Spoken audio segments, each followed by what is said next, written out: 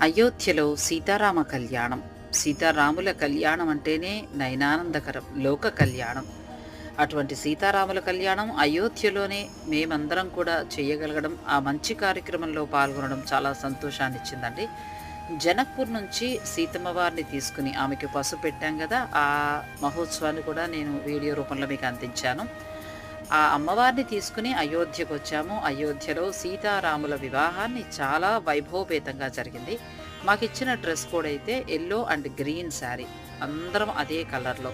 అంటే శుభకార్యానికి అందరం కూడా ఎలా ముస్తాబయ్యామో చూడండి. మగవారికైతే ధోతి, కండువా లాంటివి ఇచ్చారు. మొత్తం 600 మెంబర్స్ వరకు ఉన్నాము. అందరం కూడా హాల్‌లో సరిపోయాము. చాలా బాగా కళ్యాణం చేశారు. అయోధ్యలో ఇటువంటి కార్యక్రమం జరగడం నాకు చాలా సంతోషాన్నిచ్చింది. యాత్రలో అన్నీ చేస్తూ ఉంటాం. కానీ ఆ యాత్రా ఫలం దక్కాలంటే ఇటువంటి మంచి కార్యక్రమాలు జరుగుతూ ఉంటేనే మనకు ఆ యాత్రా